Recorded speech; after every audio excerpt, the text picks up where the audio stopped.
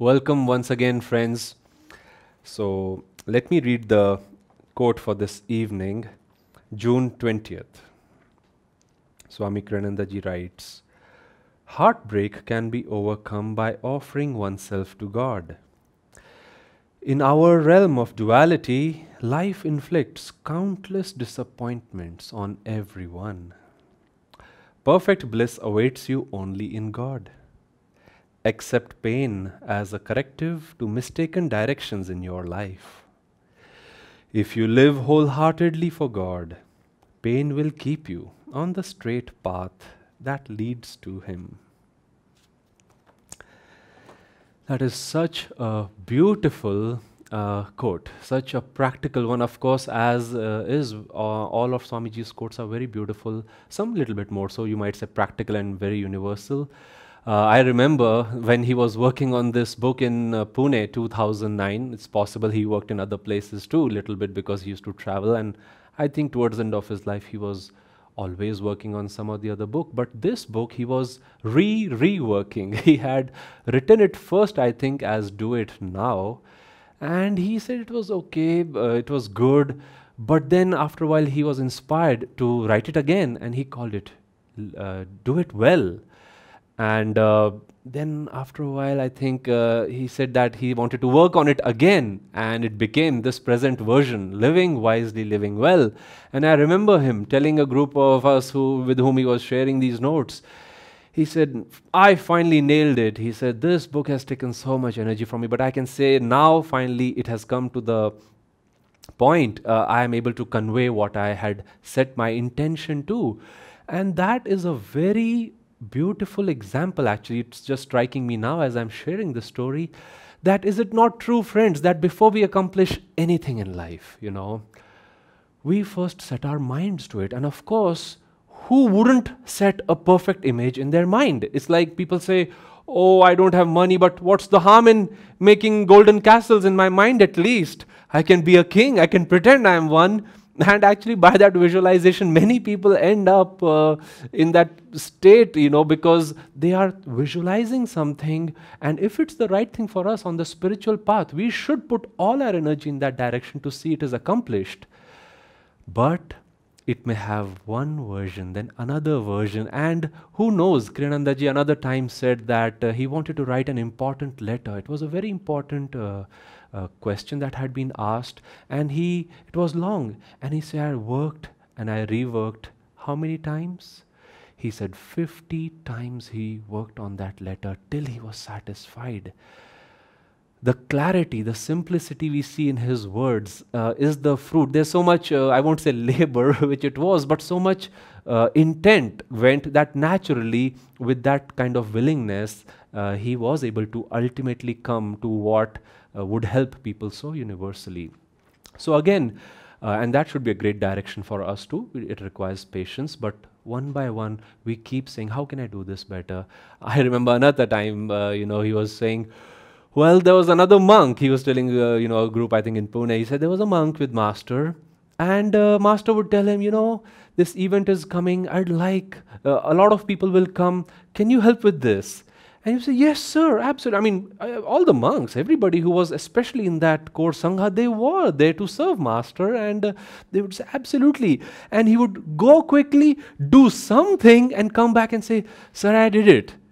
And Swami would say that it was actually hardly ever inspiring or pretty. The fellow would do it. And he was so childlike. Swami says his devotion was almost enviable, because he would do the work, but there was no interest behind it. On the other hand, Kriyanandaji said, if master told him, would you do this? He would say, yes, sir. And he said, at the back of my mind was the thought, God himself through my guru has asked me to do something. How can I do it better and better? And he said, sometimes I would not be able to fall asleep. And maybe it was on the other extreme. And he said, I used to envy that monk who could just do something and get away with it. And master wouldn't mind, because he was loving everybody equally. But again, you see, friends, God wants to express through one person this way, through another person that way. And there's no judgment, of course, from that side. So then, coming to this evening's topic of heartbreaks. Now, first of all, the opening line is so beautiful, so optimistic. Heartbreaks can be overcome by offering everything to God. And there's a lot in that statement. Who is God? You know, people sometimes commit suicide. I think the most common reason is not something minor, it's the heart, it's the feelings. When somebody goes into despair, hope, which is a quality not of the mind but of the heart, when somebody says, oh, now it cannot be mended, poor they, they call an end to the journey. And that's not right. Actually, one of the towards the end of this class, I would like to share how can we strengthen our heart to such a degree that we are simply, at least theoretically to start with, not thinking of ourselves. Think of a doctor, think of a nurse, Florence Nightingale. Why did so much magic happen around her? Saints, mothers who are serving sometimes 7, 8, 10 children, they just don't have the time to fall ill. So when the heart is focused on serving someone else, you may say you're serving the higher self, you're serving the guru, and Swamiji was saying that he would not fall asleep for that reason, that when your heart is focused on something else and it is completely giving, then there are no heartbreaks, there are no disappointments, there is only the joy of being of use and giving. But the other point I wanted to make is, if you know, and many times, why I'm sharing this, many times we think, oh, I don't know how to counsel people. You know, what is counseling? Just be a good friend to people. How do you be a good friend? When you think of others. People will be drawn to you. I remember this letter touched my heart. My father was in the army and we moved from place to place because he had a transferable job. And when I was in secondary school, I was in Rajasthan for a few years, and then we moved to Visakhapatnam, Andhra Pradesh, quite far. And for some reason, the fellow who used to always come first, in our class, he was a very quiet person, used to play basketball a little bit on his own with a very small group. And there was kind of a distance between us. But I remember when I had moved to Visakhapatnam, suddenly my father walked in one day and he said, oh, a letter came to the hospital with your name, but son of Dr. Aditya and such, so it reached me. And I said, very interesting. I didn't know where we were going because the house was not allotted, so I had not given anybody the address. And I said, who wrote to me? I opened the letter and it was this beautiful letter from that friend. And he was so shy. He said, for almost 3 years I didn't share, I couldn't come up and really affirm our friendship, but I just want to let you know how much I'm missing you and some of the things and pranks. I used to do pranks. Too much energy can lead to those things. And he says, but I just want to let you know that, this is my permanent address. If you ever come back, I'll always be here and we can perhaps forge a greater friendship. But you see, nothing was spoken, but it was a heart thing. I felt it and he felt it too. But why is that important? If somebody is going in despair, heartbreaks, disappointments, lack of hope, despair, loneliness, grief, sorrows of any kind, I think the quick fix is to find a good friend. And then you can see that suddenly, as your feelings change, your ability to find a solution becomes quite exaggerated. Now, Kriyanandaji also puts in a line over there which is very good, because truth sometimes may be unpleasant to bear or even understand from the point of view of the person who is trying to understand it or walk it, but it's good to get the saint's words on it. He says, in our realm of duality, life inflicts countless disappointments on all people, everybody, every person. Now, is that true? I think by the time somebody seriously plants his or her foot on the spiritual path, they have to quite a degree understood that message. They are seeking sincerely. They are self-propelled, as it says in the Bhagavad Gita. Why self-propelled? Because the heart just somewhere knows it won't work. Again, somebody was sharing in our Sangha once, we said, how did you come to the spiritual path? They're like, I just knew what was working for my friends and their journey was just not going to work in my case. It was a knowing I couldn't explain. But again, it's a soul's knowing. And what of that? Is duality a reality? How real is it? In the Bhagavad Gita, again, Swamiji is not mincing any words. He says the sum total of all our outward experiences is going to be zero in the end. What does that mean? Now, does that mean we should again? Once somebody said, well, if we have to reach God, might as well die now. And I think it was some Kriyanandaji, maybe it was, who asked Yoganandaji, should, if somebody commits suicide, if they don't want to live, if they realize this is not worth it, will it work? Will they reach God? And Master says, oh no, that is rejecting life. One has to also have a positive movement in that direction. So, what is duality? We have to first accept that's a teaching of Sankhya, that everything is based on duality. Now, duality helps us, these ups and downs are very life, you might say. We may say, I don't remember if there are past incarnations in the beginning. I think we all go through that initial skepticism. But weren't we all born?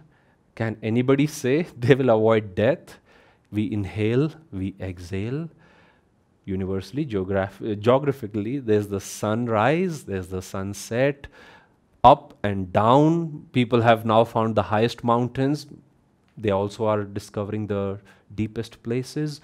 So you see, there's always happiness and sorrow. So it's not that these things don't exist. Once we know they do, if the end result is going to be zero, what are we doing over here? Well, through them we are going to learn the lessons, but we also want to understand, is there meaning behind whatever is happening? There is a deep meaning. The yogis say, that is the teaching of Sankhya, that ponder, try to go deep, because if you don't, you won't be happy. So somebody with deep compassion for mankind must have written the Sankhya philosophy. Vedanta declares Vedas were the way how we should live. And often we say, oh, we lost our Vedas over the ages and years. How do we know how we should live? Now, I'm sure again for a devotee, a disciple especially, his guru's command, his way, example of life is the way he or she should emulate them and model their own life. But friends, isn't it true if Mahavatar Babaji told Yogananda to re-establish Sanatan Dharma and Christianity, but let's focus on Sanatan Dharma. He said re-establish the original teachings of Sanatan Dharma. And Master worked on that through some books, his commentaries, teachings, techniques of yoga. And then came Kriyanandaji, other disciples too, but especially Kriyananda, in the sense that he took those high teachings and he said, how can now this make a model of living in schools, in businesses, in relationships, marriages, leadership, meditation, monasticism, cooking, community building, assisting one another, praying for one another. I think those are the Vedas. The high teachings have now been expressed, how to apply them in different ways of life. So Vedanta teaches that if you live in a certain way, not a fixed rule, but a certain with some principles, certain principles, ever new joy can be found in this life. And how different is ever new joy from heartbreaks, griefs, sorrows, which are a spiral in themselves. Now, the trouble, intellectually we do understand, of course, who wants to stay in a heartbreak or let's say a broken house? Nobody. But do we? Of course. It's often glorified in the name of drama, music, whatnot. The point I'm trying to make over there is heartbreaks, sorrows have their own reality and magnetism. Actually, when we are childish in our living, let's say, sometimes I think of teenage years, when you're in a bad mood, you play the worst music. It's as if one was not enough.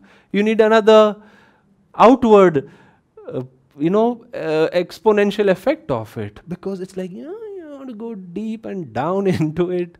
Because there's a certain magnetism, and there's a joy in that kind of suffering, in that kind of self-pity. Look what happened to me. But again, as I said in the beginning, you need a wise friend who can show you the perspective. On the spiritual path, I remember, when I came to know of karma and reincarnation, I kept autobiography of a yogi down. I said, this is something. Because suddenly, I think this was your thinking too. The image of the whole world comes around. If reincarnation is real, it's not just real for the author, it's real for everybody. So I said, I have reincarnated? And then I said, my parents have reincarnated? Professors, teachers, patients, friends, world, except a handful who get out. I said, and karma is at play. You take responsibility of life at that time. If heartbreaks are happening, did I initiate this? How can I mend it? If I'm not at fault, how can I quickly rise above it? Can I forgive others who've caused it? Why should you forgive somebody who has, let's say, genuinely caused a heartbreak or a minor betrayal, let's say? Sri Yukteswarji said, human nature is ever unreliable unless anchored, which is to say unmovable, anchored in divinity. That by the very nature, people cannot fulfill that word. So wise is he who does not expect in the first place. To the degree we expect, we are not only punishing ourselves, but actually we may cause a guilt to other people. They may say, oh, I couldn't live up to your expectations. You have to live up only to God's expectations of you. Not even on one level, let's say, your parents or your friends, unless they are very well-meaning spiritually. Now I'm picking it from this high point, but of course life is directional. We want to slowly make those steps. But Kriyanandaji said, nobody will escape disappointing their parents sooner or later. Again, I think over there he was trying to say that people sometimes don't understand. Now, that seems quite sad. Here we are talking of how to deal with heartbreaks, and as we move to God, we are causing them everywhere around us. Looks like. Is that good karma? People say, once, Yoganandaji, when he was in Mount Washington, Kriyananda's parents were about to visit and they had written him a letter. And Swamiji went up to Yoganandaji and said, sir, my father, and immediately Master interrupted him. He said, you have no father. And he said, I'm sorry, my earthly father is visiting, and can I visit him and such? And Master said, of course. And he said, let me trim your beard. And maybe he gave him a few other pieces of advice. Now that seems paradoxical. Master prepared him to go, but told him, you have no father. What does that mean? Again, in duality, fathers and mothers and friends exist. But from the state of yoga, which alone can give us bliss, what is yoga? It is oneness with everything there is and beyond.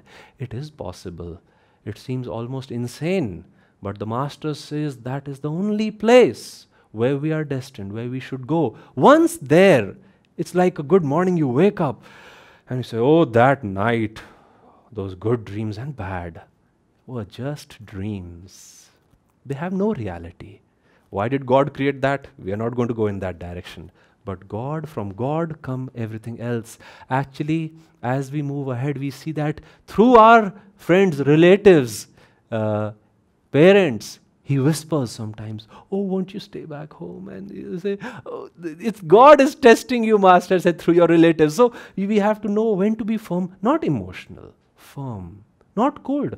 Ramana Maharishi, when he had this inner knowing thought that I must seek God, he walked out of his house. He was, I think, 14 years old or something. He was not known for years. Nobody knew where this boy went. And he had already lost his father. Mother was alone, banking on the son, and here he walks out till one day somebody said to his uncle, I think your nephew is sitting and he's become a meditator and something. And they went and they saw him in silence, his nails, hair, everything had grown. So why did you leave home? Come home. His mother wept and wept and wept. And she went back and forth from the house to the cave where he was, quite a distance. And he was adamant. He said, you can stay here, but I'm not giving up this. Because why? That is the goal, as we just discussed. So what are the things we can do to overcome heartbreaks? First of all, friends, Swamiji says, if you live wholeheartedly for God, he said, pain will guide you in the right direction. Now, I found that very interesting. He didn't say if you live wholeheartedly for God, there will be no pain. He says if you live wholeheartedly, pain will constantly guide you towards Him. Which is to say, I think again it's very easy to understand on one level from the Master's teachings, God alone exists. Right now, somebody asked Mahatma Gandhi once, how real is God for you? You know, journalists' questions. Gandhiji's reply was, He is more real to me than the fact that you and I are sitting in this room conducting an interview. which is to say that God is talking through you, He's talking through me. Master says God is helping God. It is a Leela. That is duality. When He manifests Himself, it becomes duality. Your and my job is to always pick it up from that point, that it's a game, I have to go beyond duality. Love that I feel from others or the lack of it. But let's focus on love, because the lack of it we create. There is no lack of love. God's love through my parents, through my beloved, through my friends, it is God's love that is expressed to me. And when that is expressed, if we refuse Him in the equation, we have His gift but not Him. And we have to come back, because the hunger in the soul seeks more and more of it. And duality is always, it can give you a different flavor, but the real satisfaction will come from Him. So Swami is saying, when we live wholeheartedly, that is how we should live. How to strengthen the heart so that it doesn't break. Sri Yukteswarji's technique was to train his disciples very hard by going overboard. Master told Swamiji that he trained us so much that for no fault of ours, he would publicly chastise, sometimes even rebuke us. We all, I think, know the story where Sri Yukteswarji, in front of hundreds of people, he asked Yoganandaji, Mukunda, can you get me a glass of water? Immediately the disciple ran, lovingly he brought some water. His foot got caught in the edge of the carpet and he tripped a little bit, but the water was still fine. And Sri Yukteswarji, in that moment, he said, look at this clumsy oaf. And everybody laughed. And Master inwardly, he was quiet, and he knew his Guru was training him. He told Kriyanandaji, he said, he was training me for the West, where my open-heartedness would have to clash with skepticism again and again, which happened. But he was strong. He had been trained to have, I won't say no expectations, because he had the highest positive expectations from people for their own growth. But personally, none. He had gone there to give, to serve. So that is one technique. Non-attachment is another. Keeping our posture straight. Taking a deep breath is a very good technique. As we know, it just brings the energy which is going down back up, focusing at the spiritual eye. When we do that, we re-energize, re-channel the energy to the spiritual eye where duality does not exist. And of course, through meditation, as I said, through satsang, through the preventive medicine in this satsang, I wanted to offer one. These are curative. The preventive is a good understanding of Sankhya and Vedanta, which Swamiji explains in Raj Yoga book, Demystifying Patanjali, in brief sentences as I shared the essence of them. He says, because if you know why you're practicing yoga, he said you can go much faster instead of practicing yoga, but inwardly being at cross purpose. It's like, I think it was Saint Augustine who said, Lord, make me a saint, but not as yet. So let's see how we can work together. I want to close by singing this song of Swami Kriyanandaji called Love is a Magician, because self-offering, which Kriyanandaji is suggesting to overcome the heart, is devotion to God, from whom everything comes. So let's listen to Swamiji's words. It's called Love is a Magician. Love is all I know, sun rays on the snow of a winter long, of darkness without song. Oh, my heart's a fire, burning all desire. Only you remain, and life again. Too long I did stray, flung lifetimes away. Imagined you did not care. I know now your smile was mine all the while. I listened and love was there. I can't breathe for love. All the stars above call to me, come home. Life's waves all end in foam. Only love can heal all the pain I feel. What a fool was I to turn away. Have a nice week ahead, friends. Jai Guru.